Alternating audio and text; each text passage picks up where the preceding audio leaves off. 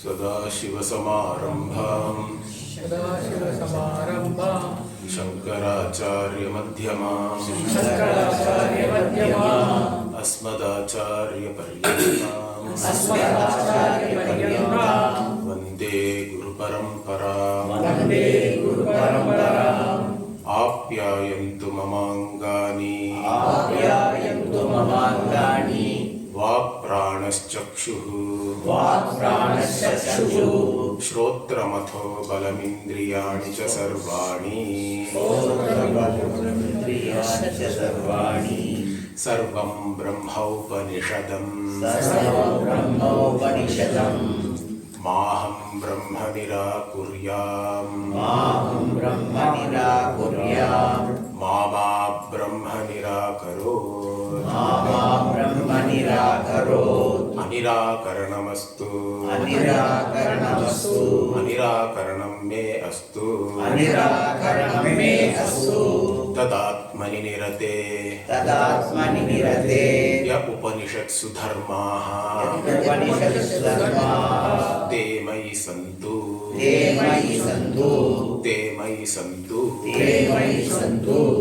Om Shanti Shanti Shanti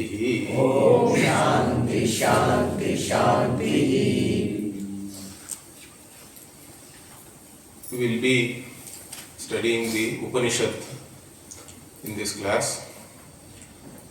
We have already started the Bhagavad Gita and now Upanishads. The other name for Upanishad is Vedanta actually. Vedanta literally means that the end portion of Vedas. It is a positional word actually. Upanishads are called Vedanta because they are found at the end of the Veda, you can say. It's like the last chapter, something like that.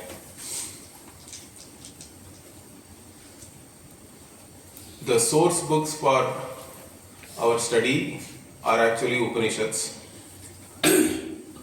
Because they are part of the Veda, they are also called Shruti. Then we also have Bhagavad Gita, which we study, and we give the status of Upanishad even to Bhagavad Gita actually, because when you see, if we chant Bhagavad Gita also, iti Srimad Bhagavad Gita, so Upanishadsu, Brahma Vidyayam, like that, we give the Bhagavad Gita also the status of Upanishad because it is talking about the same subject matter, and Bhagavan himself is supposed to have taught that to Arjuna, even though it is presented by Vyasa, correct, as part of Mahabharata, which is a itihasa or a smriti we say. Vyasa has recollected and presented the Bhagavad Gita for us, that's why it is called smriti. Then we also, in our studies, if you traditionally study Vedanta, we also study Brahma Sutra. Okay, because first we study all the Upanishads, then the Bhagavad Gita, finally we study Brahma Sutra. Brahma Sutra is an analytical text. The Upanishads are called Shruti Prasthana because they are part of the Shruti. Bhagavad Gita is called Smriti Prasthana. Then there is a Nyaya Prasthana. The Brahma Sutra is called Nyaya Prasthana because Brahma Sutra analyzes the Upanishads and Bhagavad Gita and other Smritis also you can say. Then arrives at the Tatparya. What is the actual teaching? And even so many other points of discussion because there are apparent contradictions are there. Something is said in one place, some other thing is said in some other place. How do we reconcile? What is the correct position in certain cases? Those things are all analyzed in the Brahma Sutra. That's why we study Brahma Sutra. First you should study only after studying Upanishad and Bhagavad Gita, because otherwise you don't even know what you are analyzing, correct? Because it's an analytical text. So in our course also we do the same thing. In fact, in a 3.5-year course, every day in the evening we have Bhagavad Gita Bhashya class for all the 3 years. Then in the mornings we used to have Upanishad classes, different Upanishads. All Upanishads are difficult to cover. For example, there is a Brihadaranyaka Upanishad. It is really Brihad. It is really a big Upanishad. And to cover the entire Upanishad itself will take 3 years, I think. In fact, I am conducting Brihadaranyaka Upanishad classes even now, but I conduct one class every week in the weekend. And already we have conducted some 190 classes or something, which has taken 4 years or more than 4 years, I think, already. So it keeps on going. So it's a Brihad Aranyaka. It is like a big forest only. Brihadaranyaka Upanishad. So like this, there are many Upanishads. Actually, if we count the Upanishads, there are so many are there. In fact, there is a Upanishad called Muktika Upanishad, in which there is a list of 108 Upanishads are given. Okay. But that doesn't mean there are only 108 are there. There are more than 108 also, you can count. So Upanishads themselves appearing at the end of the Veda means they appear at the end of each Veda Shakha. Because in our tradition we say that Vedas were one body of knowledge originally. That means everybody was memorizing and studying the entire Veda. Then it is said that at the end of Dwapara Yuga, Vedavyasa came and said that in Kali Yuga, people do not have that capability anymore. Okay? So, in fact, it is some kind of, it is not really evolution. Science talks about evolution. Actually, our Shastras are talking about, you can say, devolution or whatever. It is not evolution. They say that up to Dwapara Yuga, at least people were able to do Adhyayanam of the entire Veda as it is. But in Kali Yuga, they will not be able to do that. So what he did, he is the one who divided it into 4 portions, they say. Correct? There is a Rig Veda, Yajurveda, Samaveda, Atharvana Veda, like that. And then he taught it to one of his disciples. And then they taught it to different people. Like that, there is a certain Shishya Parampara is there even in that. Or each one has a Veda Shakha, which Shakha you belong to. Even in that, the Yajurveda itself has 2 major Shakhas. One is called Krishna Yajurveda, which is more prevalent in South India. Then we have Shukla Yajurveda. Shukla Yajur also we have here, and we have more prevalent in North. So like this we have different Vedas, and each Veda has its own Upanishads. In fact, if you look at the different portions of the Veda, there is a Samhita portion we say, which has all the Veda mantras, means prayers to different devatas. And then there is a Brahmana portion we say. The mantras are all set to some chandas, means they have a certain meter, correct? Gayatri, Ushnike, Anushtup. In fact, during Sandhyavandanam also, we actually recollect all these chandas, correct? Gayatri, Ushnike, Anushtup, Pankti and all that, we keep on saying that. So there are so many chandas are there in the Veda, and mantras are all there in different chandas, means they follow a certain meter. But there are prose portions also in the Veda that are called Brahmana. The prose portions contain information about how to use these mantras in different karma, correct? Different Vaidika karma. Some stories, many things are there in the prose portion. Then at the end of that again we have something called Aranyaka. So if we look at the contents of the Veda, the Aranyaka portion treats more about Manasam karma, you can say. Other portions and all is all generally Vaidika karma, means it is all fire ritual, correct? It is all Kayikam karma. It is bodily, in fact, lot of effort goes into all this karma. Even sitting near the Yajna Kunda is not easy. Particularly if the wind is blowing towards you. If you have some bad karma that day, some papa if you have done means, because 4 people sit, but which side the wind is going to blow, we don't know. So you are sitting and then all the smoke is coming on your face. Means that day you have done some papa, I think. In fact, I have sat sometimes like that. Anyway, so we have this fire ritual mainly. But we also have Manasam karma, Upasana. So the Aranyaka means generally the Vanaprastha ashrama, you are supposed to retire to the forest. And at that time, you do not have the support of all your family and whatever, the society at large, correct, the community. Because any Vaidika karma itself, simple karma are there, very, very elaborate karma is there. One person cannot do, correct? Even today, there are in Kerala also they conduct something called Atiratra and all that, correct? Those are all very elaborate rituals are there. So many people's involvement is required, lot of money is required. So, all that you do as a grihastha, but once you retire to the forest, you are still used to doing all that karma, correct? But how are you going to do it? Now you don't have the means for that means, still you do it mentally. See, even the Brihadaranyaka Upanishad starts with the Ashwamedha Yajna itself, you can do it as an upasana in your mind. The entire thing you do in the mind. So the upasanas are all prescribed there.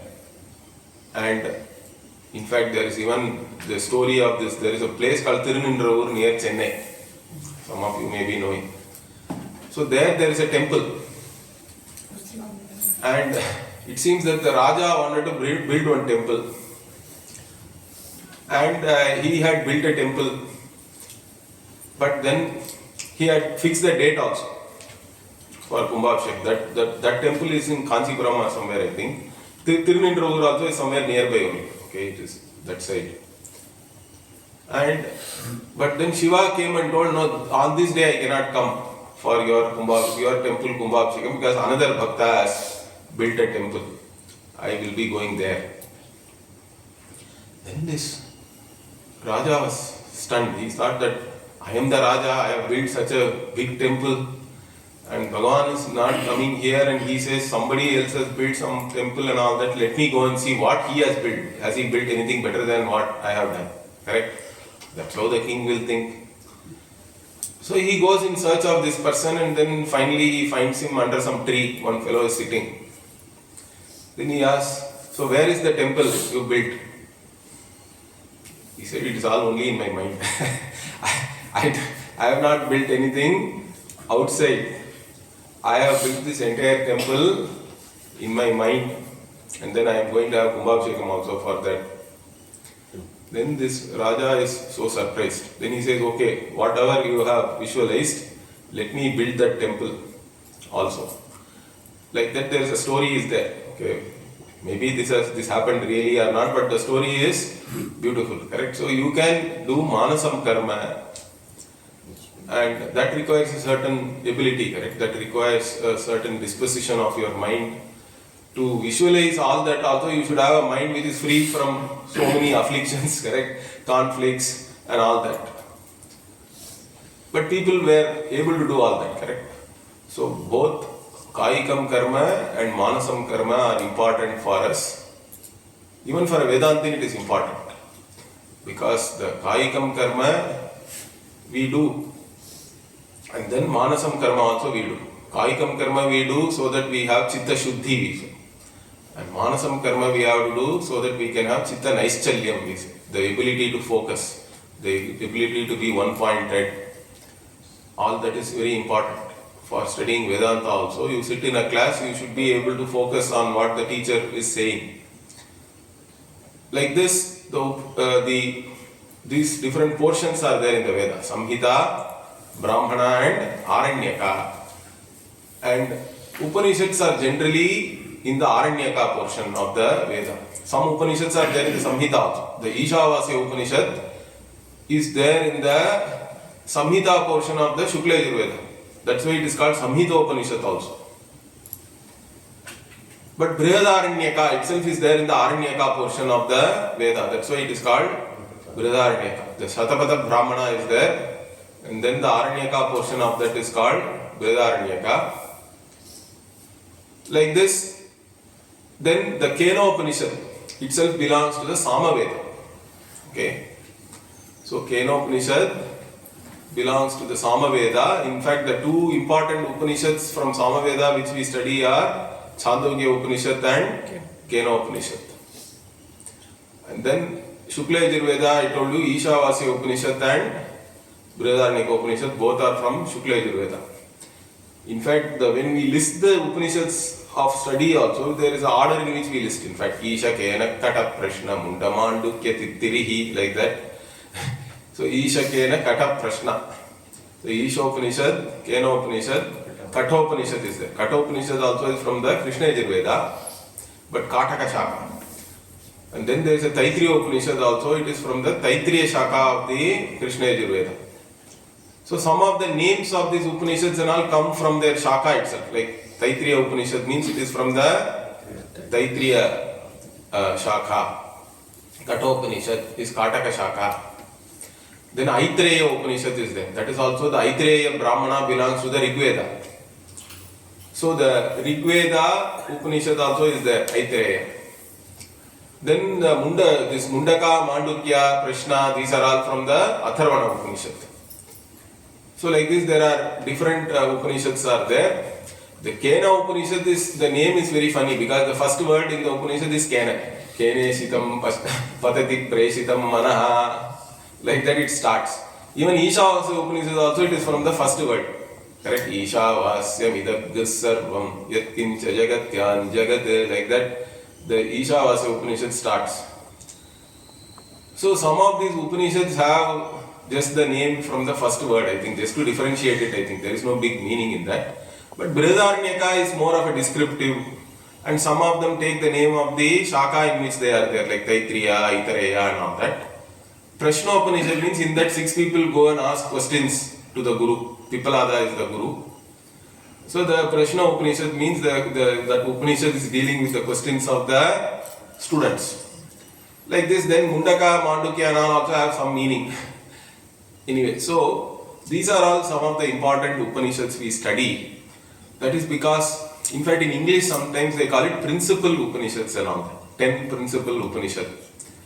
Why do they say that? Because Adi Shankara wrote commentary on all those Upanishads. Why Adi Shankara wrote commentary only on these Upanishads? Maybe he didn't have time. Already 10 itself is too big, correct? Lot of commentary he has written on. He didn't have any laptop, computer, nothing, correct? They were all writing on palm leaves and things like that. So it's amazing that how much literature we have. Whatever literature which is preserved now itself, we are not able to read in one lifetime. Okay, even just in one subject matter, Vedanta alone if you take also, I can teach you Vedanta in 30 minutes also. Because it's only an equation. Correct? It's an equation, I can explain to you that equation. But of course, all the implications in arriving at the identity of the equation will take some time for you to understand. So many doubts will come, everything has to be clarified so that you get that equation itself, you have to get it correct. How did that identity come up? And how does it make sense to me? So it has to become your knowledge. For that we do study a lot. But even for that so much literature is there. Because all our literature is like a pyramid. Correct? In any darshana we say, like traditionally we have 6 Vaidika darshana or 6 Astika darshana we say. Then there are 6 Nastika darshana are also there. So Astika darshana means we say those who accept the Veda are called Astika. Okay, the Astika word also say that those who believe in God are called Astika sometimes. But the correct meaning, traditional meaning is it's not about God or Ishvara or anything. There are Astikas who are Nirishvara also, understand? There are Astikas who do not accept Ishvara, but they accept the Veda as a Pramana. So those who accept the Veda are called Astika. Those who do not accept the words of the Veda are called Nastika. And Nastika means Charvaka, Jaina, and then there are 4 types of Buddhists are there. They are all called Nastika. So 6 Nastika Darshana, 6 Astika Darshana means we have all this. Nyaya Vaisheshika is one group. They are always talked about together. And then Sankhya and Yoga are also talked together. Because they are very similar. Sankhya doesn't accept Ishvara in fact. But Yoga is almost Sankhya, but Yoga is called Seshvara Sankhya sometimes because they accept Ishvara as a special Purusha.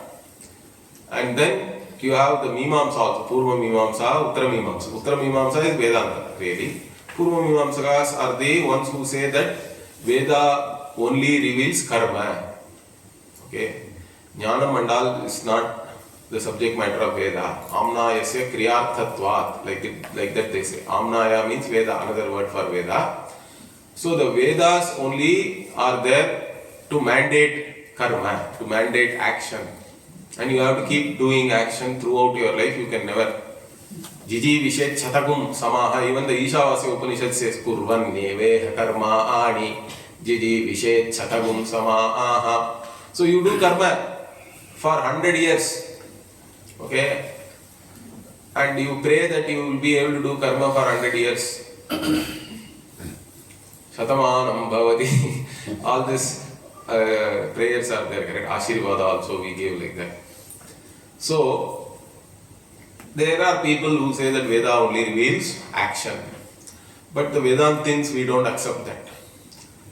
So like this, there are 6 darshanas are there. Then there are Nastika darshanas are there. So all these are part of our tradition. And there are so much literature associated with each darshana also. And within one darshana, Vedanta also, there is so much. Okay, there is for each darshana there are sutras are there. If you take, there is a Vaisheshika Sutra, Nyaya Sutra. So generally the literature starts with sutra at the top. Means sutras are all very, very small.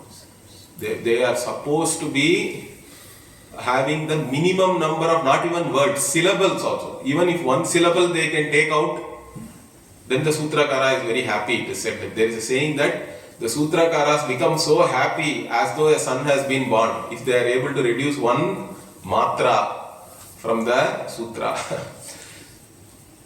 So, the sutras themselves reveal a lot in very, very brief manner, as little words as possible they use, as many things they try to compress within the sutra itself. Then the sutra generally has a bhashya. Somebody writes a bhashya for that darshana. Then bhashya will have tika. Bhashya has another commentary. Or bhashya has a verse form of commentary also, called vartika. If you write a commentary in the form of verse. So Brihadaranyaka Upanishad is there. That itself is big. Shankara's commentary on that is even bigger. Then Sureshwaracharya has written a vartika. Some 10,000 verses are there. Then Anandagiri comes and writes a commentary on all those 10,000 verses also. There is a tika on the Vartika. Like this, or there will be a commentary on the Vartika, commentary on commentary on commentary, like that it becomes a tika as a tippani also. They say some notes are there, footnotes will be there. Sometimes even those footnotes are very interesting when we study. Because even some recent acharyas and all, they would have given wherever they feel that some gap is there or people may misunderstand and all that, they will put a note. They will put an explanatory note. That is called tippani.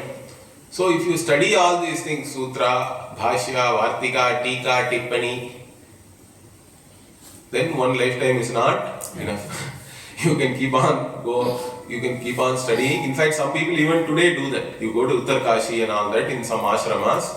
Every day they have the Shravanam classes will be going on. Whoever is there, 2-3 people may be there, but they study their entire life. They just study, that's all. They don't do anything else. And that is very important in fact, because in Vedanta, the immediate means of knowledge is Shravanam, studies. You have to listen to the Guru. That is the immediate or the direct means of knowledge. That's why even all our Upanishads and Gita are all presented in the form of a dialogue, correct? There is a student and teacher, dialogue is there. That means the student is listening to the teacher. And student can also question, there is no problem with that. So it is a healthy dialogue is going on, that's why we call it Samvada also. So Krishna Arjuna Samvade, correct? Even in Gita we say always, it is Krishna Arjuna Samvada. At the end of each chapter we say in the Krishna Arjuna Samvada, this is this chapter and all that, this yoga. So like that, Samvada is there always in Upanishads. Even this Kenopanishad starts with a question. See, in some Upanishads we know who is questioning whom, correct? You read Brihadaranyaka, then there is one, the third chapter of Brihadaranyaka, if you see, the Yajnavalkya is debating all the Brahmanas, okay? So in fact each section in the third chapter is named after the questioner. Whoever questions Yajnavalkya, then his name is given. Shakalya Brahmana, Gargi Brahmana. Like that there are so many are there. Brahmana there also can mean a section, particular section. Not the Brahmana Jati. But of course, they were all Brahmanas gathered there who were questioning Yajnavalkya, and Yajnavalkya answers all of them and defeats them in the debate and finally takes away 1,000 cows. Okay, Janaka offers 1,000 cows.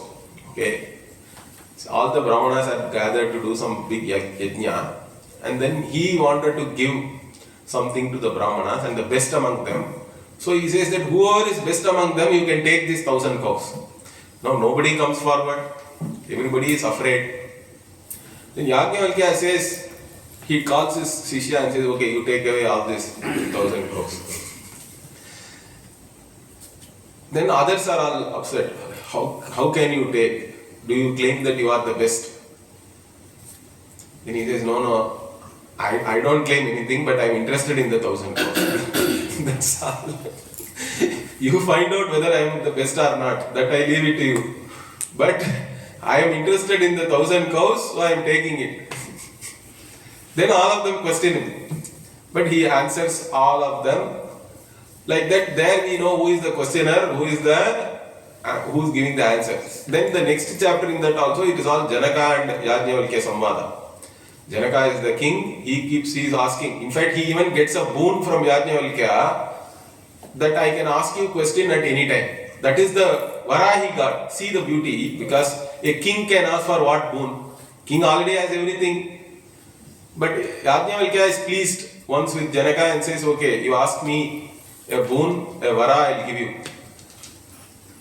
Then he says that, Kama Prashnaha it is called. That means what?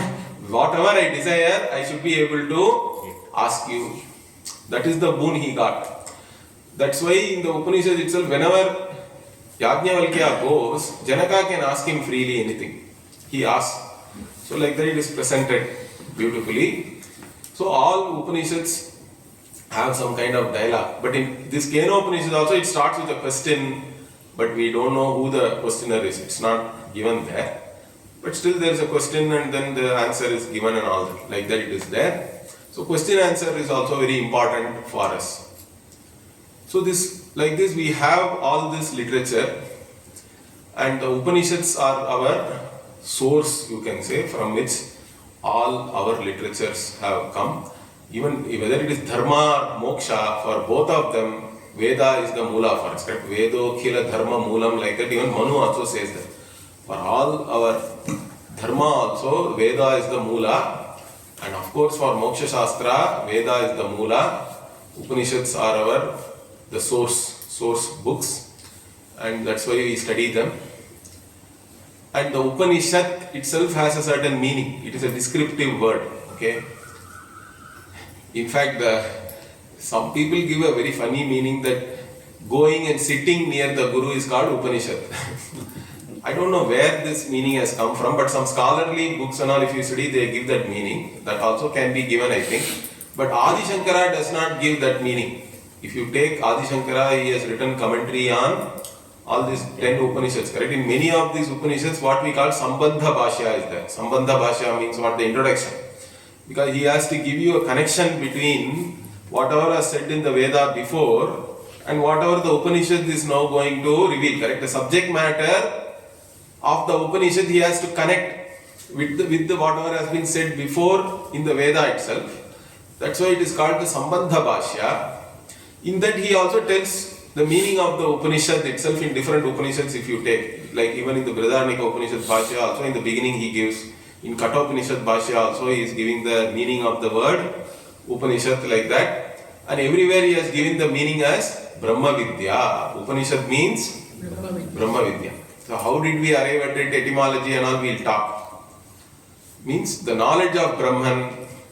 Upanishad means knowledge of Brahman. Okay, if it is Brahma Vidya, why are you calling the book as Upanishad then? Correct? That's the next question you have. Because Upanishad means we have a book, we open a book. Means that is because there is a Sambandha there also. The Grantha The subject matter of the book is Brahma Vidya. Therefore, the book also is called Upanishad. Book also can be, there we say that there is a Pratipadaka, Pratipadya Sambandha between the book and the knowledge itself. Correct? The knowledge is revealed, book is the revealer. Through the words of the book only, the subject matter is revealed to us. So we have this Upanishad which is Brahma Vidya. So Vidya means knowledge, and knowledge means we require a means of knowledge, correct? Any knowledge, any cognition which takes place, it is only through a certain instrument. Now in general we say perception is a means of knowledge. Sense perception we say in English. In Sanskritam we say pratyaksha or indriya pratyaksha. So pratyaksha can be counted as one, but in reality it can be counted as 6 also, because each indriya has something to reveal, correct? The eyes are revealing something, ears are revealing something, like that. Each indriya is revealing to you a field, and that we are cognizing through that sense organ. But then certain things are not revealed by any indriya, correct? Your anger is arising in your mind, means that how do you know? You don't use any indriya, but it is still pratyaksha, it is directly perceived by you. That is called sakshi pratyaksha. And even some other things like hunger and thirst and all, which is happening, your bodily sensations, feelings, emotions, thoughts, all these things are also revealed to you. You directly know that.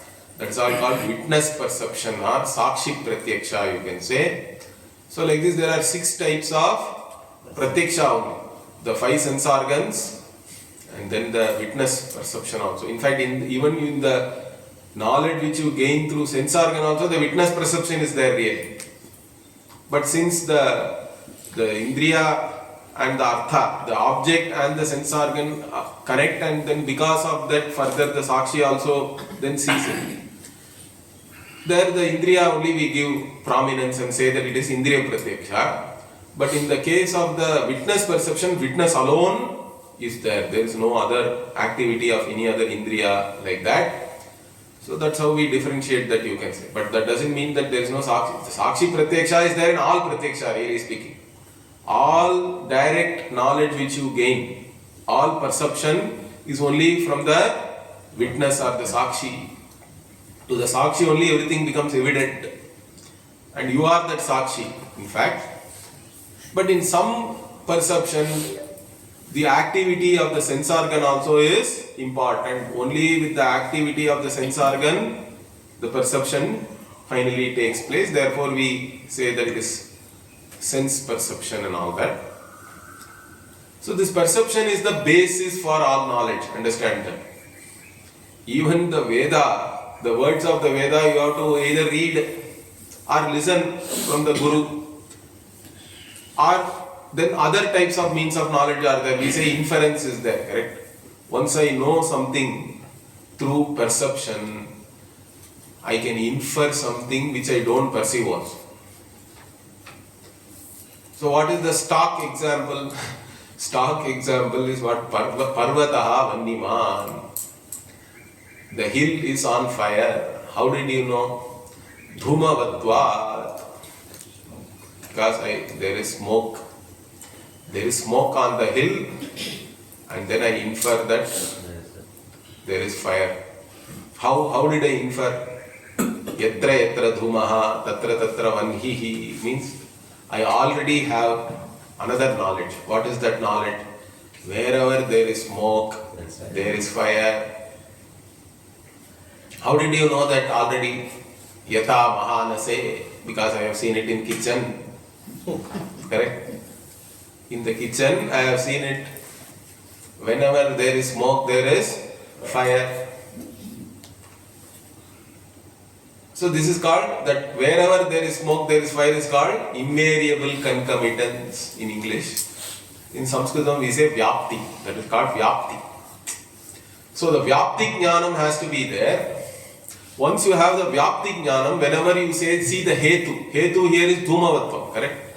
The smoke is the reason or the cause. And from that reason, what you infer? Fire is inferred. And where is this smoke and fire means? On the hill, that is called Paksha. There is a Paksha hill. In that Paksha only you are doing the Anumana, the inference. And what are you doing? Whatever you are learning by doing Anumana is called Anumeya. That is the fire here.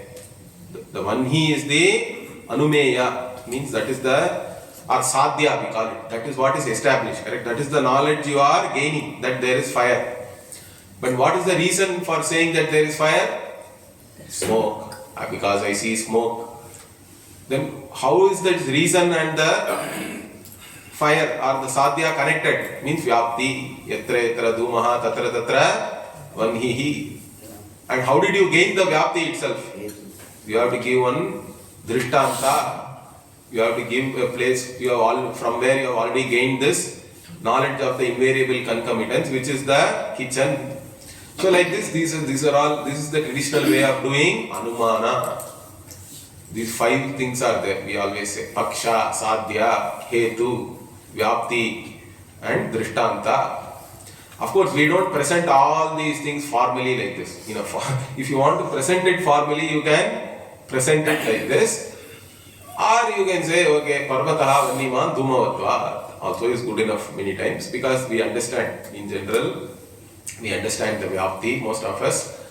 So now Anumana also most people accept as a valid means of knowledge, because everything you cannot go near and see, correct? In fact, it's not even, if the hill is on fire, it is not advisable for you to go there and do Pratyaksha, by Pratyaksha seeing the fire and all that, correct? You may not come back then. It happens, correct? There is one Saturagiri here. People go always for some Girivala or whatever, trekking, or not more than trekking, it is more like a yatra. They go to the temple there. Then they got caught in forest fire. So they would have seen the fire. For them it is not Dhumavatvam and all that. They saw the fire, but it is not, many of them didn't come out. Okay, it became a tragedy. It's not advisable to go and always know everything only through sense perception. It is better you stay away and safely know certain things. Anyway, so Anumana is in fact, without Anumana we cannot live. So many things are happening in our day-to-day life only through Anumana. We are all doing, not only we, even a cow can do Anumana, it is said. Okay? In fact, Shankara even says that in one of his commentary, he says that even the cow, if it sees somebody with a danda, then it starts running. Why? Because it has done Anumana, this fellow is going to give me a couple of blows. So let me start running. Or if you keep some grass in your hand, it is coming near you. Okay. So Anumana is done even by animals, not only by us. But some people like Charvaka do not accept the Anumana, they only accept Pratyaksha. Because everybody, they do not accept all the means of knowledge. Then some others accept, Buddhists and all, they accept both Pratyaksha and Anumana alone. Then some others, we also have another type of Anumana. What is that? It's called two-step inference. Some people include it with Anumana only. In English they translate it as presumption, if you read some English books and all that. But that presumption itself is a made-up word in English, I think. Generally I presume and all we say in English. And this kind of Anumana is called presumption in English. In Sanskritam we call it Arthapatti. Arthapatti means it is not like this typical Vyapti Jnana Mandal is not involved there. But it is more like Anyatha Anupapattihi Arthapattihi, it is said. That means otherwise it is not possible. So you arrive at a certain knowledge by this reasoning that otherwise it is not possible. Anyatha Anupapattihi. What is this? Otherwise it is not possible. So you have two cognitions, but both of them look contradictory. They cannot be there. They do not make sense. But you have to somehow reconcile it. Then you bring the third thing to reconcile these two, because otherwise these two cannot happen. Correct? Then that also becomes a knowledge. That is not direct sense perception or anything, but that is purely you supply the third piece of knowledge to reconcile the two cognitions which you have. So what is the stock example here? Pino Devadatta Dinena Bhunkte. This is the stock example. What Pino Devadatta means what? Fat Devadatta. Devadatta is fat, but he does not eat during the day. Because he is sitting with you only all the time. He is sitting in your presence, he is sitting and doing Hare Rama, whatever, Akhanda Japa, let us say. Okay, whole day he is doing Akhanda Japa, full enthusiasm. But he is not eating anything. Okay, but if he is not eating anything also, it is fine, then he has to lose weight, correct? If somebody does not eat for 3-4 days, you can see they lose energy, they lose weight. First day he was singing full enthu, next day cannot do any bhajan, okay, if you don't eat. But he is full enthu all the time, does not lose weight also. He is still fat Devadatta only. After 4 days also, fat Devadatta but does not eat during the day. So then how do you reconcile this? Pino Devadatta Dinena Bhunkte. Dinena Bhunkte is one cognition. But fat Devadatta, he remains fat only. So how do we then reconcile? Means he is eating at night when I am not seeing. Correct? Before coming here only, he eats at 4 a.m. and comes. After going from here, he is eating at 10 p.m. Okay, some people do this also. Okay, the one whole month they do this. So anyway, so this is one kind of whatever practice is there. So you have to say that otherwise it's not possible, correct? So that otherwise it is not possible is the Arthapati Jnanam. And generally it is not included as the regular Anumana, because regular Anumana is arrived at differently based on Vyapti and Hetu and all that. Here there are two cognitions. You simply have to supply the third one to reconcile these two. So that is counted differently. And many people accept that. The Nayayikas accepted, Purvamimamsakas accepted, Vedantin we also accept the Arthapati as a means of knowledge. Then one more is the Anumana, comparison. So we learn so many things by comparing, correct? I go to a forest and then I see in this Indian bison is there, Indian cow. Even if we go into our above in Papanasham and all that in the KMTR, there is a forest is there and we have all these bison there. But the bison is not really your regular buffalo, understand that. Our buffalo is so tamasic, you go near, you can even sit on it, it won't do anything. Many these children and all, they always sit on this water buffalo, right? It will be just going, and you can even, I have sat on that like that when I was a kid. It's an enjoyable ride. But you cannot do all that with bison, understand that. Although it may look similar, but you learn some knowledge you gain, correct? This bison is similar to water buffalo, but there are some differences are also there, some similarities are there. So you learn, comparison is a knowledge also. You compare two things and then you learn this is like that, that is like this, whatever. So that is accepted as a separate means of knowledge. So these four are accepted by many, in fact. These Nayayikas also accept, Nyaya Vaisheshika people accept four. But they don't accept Arthapati actually. They actually Pratyaksha, Anumana, Upamana and Shabda. All the Astika Darshanas accept the Shabda, the words of the Veda also as a means of knowledge. Then the Purva Mimamsaka and Uttara Mimamsakas also accept two more. They accept Arthapati and Anupalabdhi also. There is one more thing. Anupalabdhi means cognition of absence. Cognition of absence also is a very important thing, because really we do not cognize absence, correct? If you say there is no pot on the table, you are not seeing the absence of pot, you are actually seeing only the table, correct? Perception can only reveal existence, it can only reveal the table to you. You can say there is no pot, somebody else will say there is no TV on the table. It depends on what you are bringing in your mind, correct? You are bringing a certain object in your mind and then saying it is not there in this locus, in this particular place. That is not given by your sense organ, understand that. Your sense organ is only revealing to you the locus, the place. Then in your mind you bring an object and you say, given the current condition, and if that object would have been there, I would have perceived it. But right now I am not perceiving that object, therefore that object is not there, correct? All this. Suppose you go into a dark room, you cannot say in the dark room there is nothing. Why? You are not still perceiving anything, correct? You cannot say there is no pot in the dark room. Why? Because even if the pot is there, you will not be seeing it because it is dark. So it also depends on the condition, understand that. Given a particular condition and that locus, whether it is a room or a table and all that, if that object is there, I should have seen it.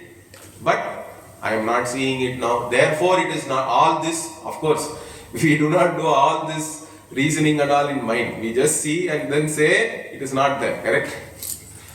So that is what is called Anupalabdhi. Anupalabdhi is counted separately. Some people include it with perception itself. Like Arthapatti is included in Anumana itself by Nayayikas. Similarly, they include Anupalabdhi in perception.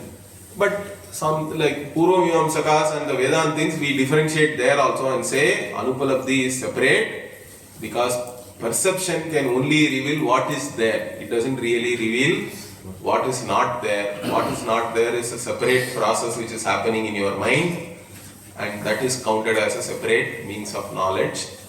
So we have all these 6 means of knowledge. To this you add the Veda also. So Veda, all these varied means of knowledge are there for us. Now why do we require so many means of knowledge?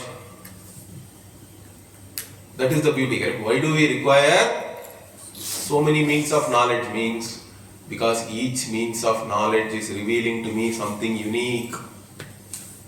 Now what is the implication of saying this? If I say that each means of knowledge reveals something unique to me, what is the implication of that? That's something very important, all of you should understand. The implication is that one means of knowledge can neither prove nor disprove what the other means of knowledge is revealing to you. Is that clear? This is what is called anadhigatatvam. Every prama and the pramana has a lakshana, characteristic. What is that characteristic? It has to be anadhigatam.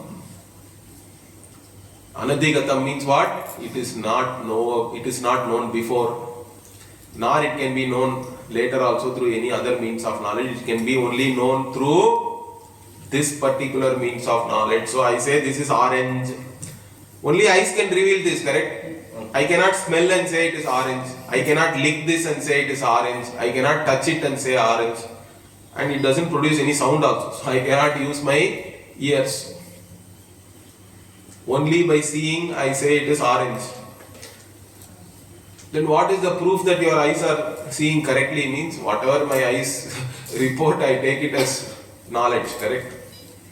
So at a fundamental level, we are also believing our sense organs. There is no other way.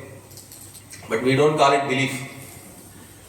We call it knowledge only, correct? My eyes are reporting. In fact, eyes may not always report correctly also. Some people are color blind. Or it is reporting to me mirage water. I go near and then only I find that there is no water. Or it is reporting me some snake on the rope and all that, correct? But also be careful, real snakes are also there here, okay?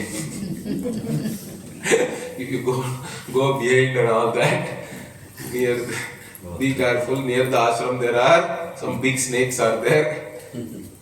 Particularly at night if you are walking, don't step on any snake. Snake by itself will not do anything unless you step on it or something. But anyway, so it can show you something which is not there also. Your sense organs can show you many things. But anyway, we take whatever is revealed by our sense organs as knowledge. We do not ask for any proof. Even if you ask for proof, it cannot be given. That is the idea, correct? Because sounds can only be revealed by ears. Eyes has no role there. Or any other sense or smell is revealed only by your nose. So each sense organ reveals to me a unique field of knowledge. Is that clear? And you are not asking for any proof. You can neither prove nor disprove. You are accepting it as knowledge. Are you accepting or not? At a sense organ level, you are accepting. But as soon as I say Veda is revealing something, you ask what is the proof? Is it scientific? Okay. Okay. Then you ask, first you ask what is the proof that your eyes are revealing correctly. Correct? Then we will talk about Veda. But if you accept your eyes, then you have to accept the Veda. Because, or you say Veda is not a pramana, that is fine. See, somebody can say, I don't believe my eyes. Eyes is not a pramana. Eyes are not a pramana means, that is that person's whatever. It's up to you whether you accept something as a pramana or not. We cannot force that. But once you have accepted something as a pramana, don't ask for proof. That goes against the very lakshana of the pramana itself. Is that clear or not? This is something you have to know very clearly. And this has a lot of implications again further. Why? Because the modern trend is that everything has to be scientific. So they want to prove everything is scientific. That is a problem really. In fact, if the Veda is scientific, why should I study the Veda? I will go and study science in some MIT or IISc or IIT, correct? Why are you coming and sitting in this class? you go to some IISc, IIT Madras, whatever, study science. Don't come here. In fact, the Sayana Bhashya is there. Sayana Acharya has written Bhashya for all the Vedas. Again, it's amazing, correct? He was there some 800, 900 years, whatever, back. And he has written the Bhashya for the entire, all the Vedas. Rig Veda, Yajur Veda, Samveda, Atharvana Veda, everything. So in his Rig Veda Bhashya Bhumika, the introduction of the Rig Veda Bhashya, that's what he wrote first. Then he says, what is this Veda? How does it define? He says, Pratyakshena Anumityava Yastupayo na Buddhyate Yenam Vidanti Vedena Tasmat Vedasya Vedata. Like this, he says, Pratyakshena Anumityava. By Pratyaksha or Anumana, whatever is not available. Yastu Upayaha na Buddhyate. You cannot know something through Pratyaksha and Anumana. Correct? That alone you know through the Veda. And that is the Vedaness of the Veda. Vedasya Vedata means what? Why Veda is a Veda? Because it reveals to you something unique which is not available through perception and inference. Then only it's a means of knowledge. Otherwise it is only Anuvada, correct? Restating. If Veda is scientific means it is restating whatever is known through science. And what is science? Science is nothing but Pratyaksha and Anumana. Understand that? In fact, there is enhanced perception in science because we have telescope, microscope and all that nowadays. Correct? Enhanced perception is there. Then inference also, sophisticated inference is there. We can do inference on inference also. Sometimes the Vyapti itself you arrive through inference. All these things are there. See, all Vyapti you need not arrive only through perception. Some Vyapti and all we can arrive through inference, and based on that Vyapti again you are doing further inference and all that. Like this we have very sophisticated inference is there. That is science. If Veda is simply restating that, why do I require to study the Veda? I don't need that. I already have it. In fact, the modern scientific knowledge is much better.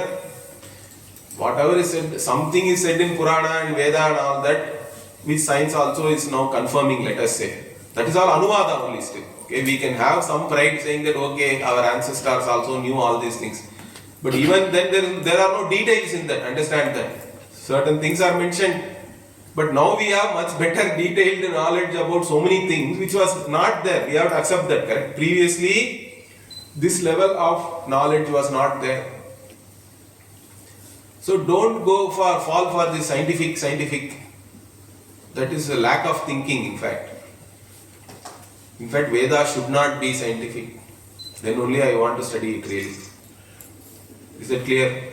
So we'll continue this in the next class. Om Purnamadav Purnamidam Purnat Purnamudachyate Purnasya Purnamadaya Purnameva एवावशिष्यते। Om Shanti शांति शांति। हरि ओम। श्री गुरुभ्यो नमः। हरि ओम।